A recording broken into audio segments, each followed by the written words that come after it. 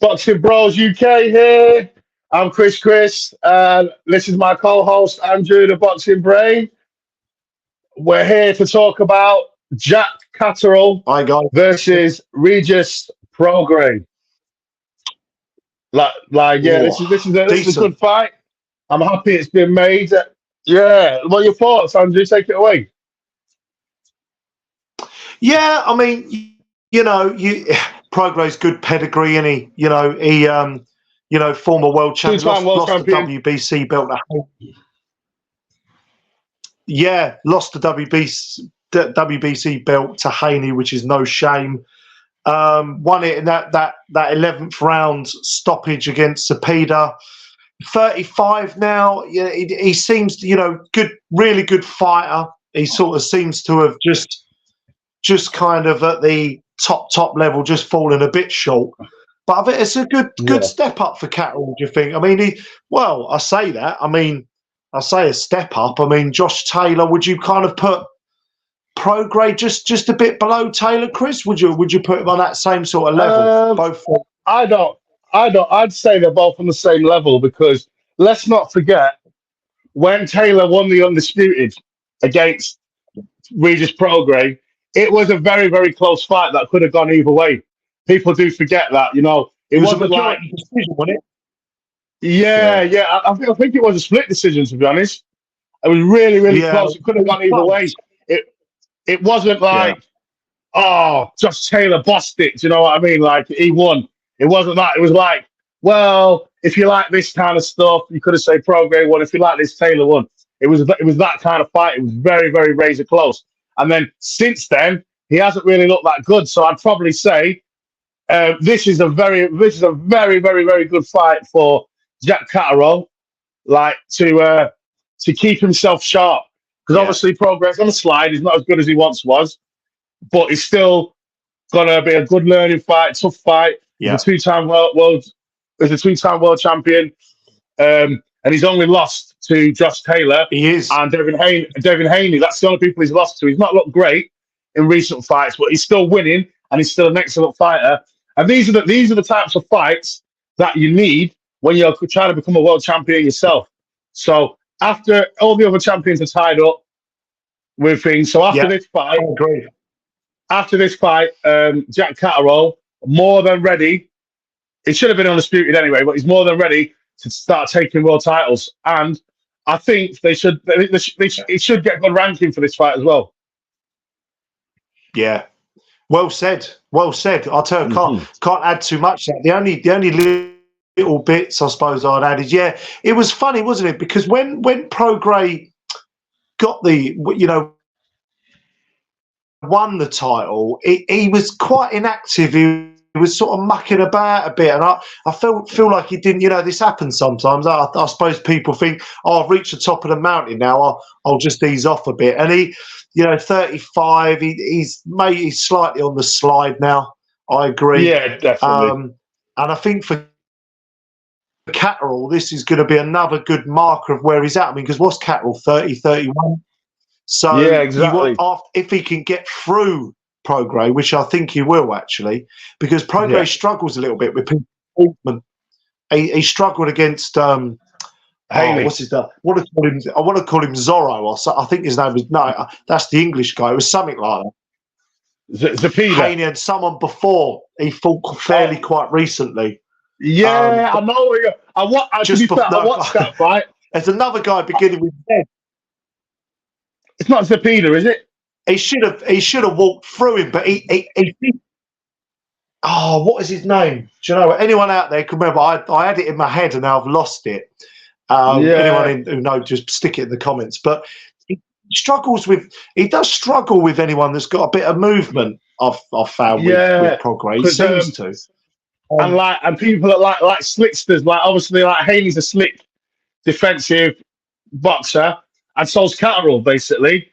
And obviously we've seen what Haney did to him. We just absolutely destroyed him, really, didn't he? So I'm not saying that's up, but it's just he struggles with that kind of style. Caterall's got that kind of style. Yeah, he's quite young, he's fresh, he's full of confidence. He's he's raring to go, and and you know what I'm most happy about is Like there's an interview with his manager. You know, I love his manager. It's from I think he's from Stoke or Nottingham or something. What's he called? Sam Jones. Keeping him active. You can't get a world title. Let's not sit around because we're number one or whatever. Yeah, let's get him a fight and let's get him the best fight we can. Do you know what I mean? And then if there's not a title available next, just stick him in there with someone else.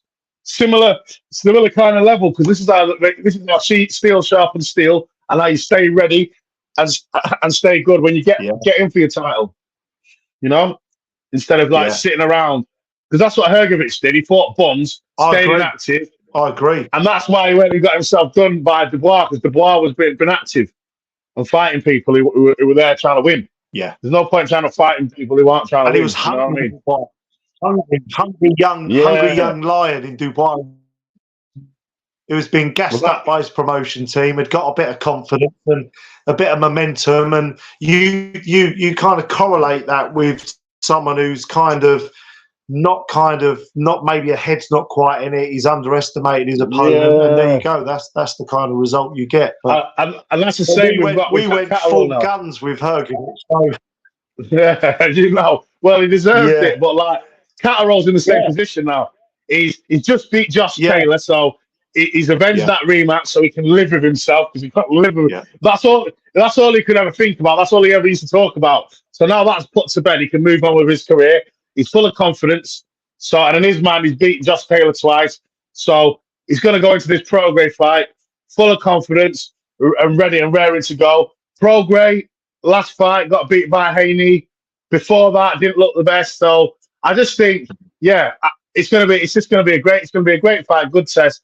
And I'm really happy that Caterall's took this fight instead of sitting around waiting for a good fight and fighting bums or people who are on the slide just a little bit too much. Like who did he fight that was like lost 10 fights? Who used to be good back in the day? Oh, what Prograis? Oh, God, yeah. No, not Prograis. Not Prograis. Caterall. Caterall. He fought someone on the stay busy fight who was absolutely finished, and they used to be good back in the. I can't. It's some like Mexican or Puerto Rican guy, and whoever in the comment section, you know who I'm on about. As soon as you say the name, the guy, he used to be an excellent fighter, and he's lost 10 fights now. He's finished, and there was no point in Jack Caterall fighting him. Yeah, to be honest, should have fought someone who was there to win, you know. But who was it? Oh, I'll have to find. Yeah, I know who you mean. I'll have to double check his record after, just to double check it. When we do a fight preview near the time. But I think it's nice to see, isn't it, that outside of the Saudi cards, you know, with the Bacoli Anderson fight, you know, and this one, it's nice to see that there are still some big fights being made, because you're starting to lose a bit of faith, to be honest. But this is a little bit of a risk for Caterall, because it's a little bit of a risk, I think, because you know Prograis was a world level fighter, maybe still is to a certain degree. I do think Caterall's got the beating of him. I think it's the right time. Exactly, and if you look at Prograis' career, let's have it right. Give him his flowers. He's only come up short against undisputed champions. He hasn't, like, because Haney moved up, former undisputed champion. It's not like he's lost to like other world champions in a unification, or he's defended his belt and lost it. Like, he's lost to elite fighters, like, who are right up there. He's not. Josh Taylor, when he fought him, he was undisputed. It was a unification, and they were fighting for undisputed. When he lost to Haney was undisputed, moved up a weight class. Because he was already mandatory for a WBO belt or whatever, and fought him. So it's not like he's lost to anyone's shit. Yeah. He's not lost to anyone's shit. He's lost to proper people, and they're his only losses. So it's a dangerous fight. In Caterall, but I do. Caterall needs to be switched on. He needs to be switched on. Yeah. And so, what's your prediction? What's your prediction for this one? No, I think if he's able to, I'm going to go away and look at the history a bit more, watch a few of their older fights, find out who that bloody Mexican was that Caterall. My initial, I think fighters often with good matchmaking. This is potentially good matchmaking for Caterall. Although, you know, it'll be if he sort of loses and he's like, oh, it's maybe not great matchmaking. But when good matchmaking goes right, it you kind of think, yeah, he's just stepping up those levels. And I think this just might be the right time and the right fight for Caterall. He's got momentum behind him. I think if he can replicate, he was really bang on it against Josh Taylor, and I was quite impressed with his performance. And I think if he's similarly razor sharp, you know, he's got a great straight left right hand, and he throws from angles, and he's got a lot of ability. I think he might get a decent decision against Prograis. I can't sort of think off the top of my head sort of what score is, but I think he might win a fair amount of the rounds. I can see him winning a fair amount of the rounds. Yeah, and he just might take Prograis' heart away a little bit. That's my initial feeling. I don't know if you've got a different feeling. No, do you know what? Same way. I'm saying unanimous decision. I can see him being like an 8 to Caterall, 4 to Prograis. Like initial. Like I can just think Prograis, it's his last chance, last saloon. He'll come out the blocks fast, get nowhere, get countered. As the fight goes on, like you say, he's going to take his heart, take his soul, and then he's just going to beat him on a unanimous decision.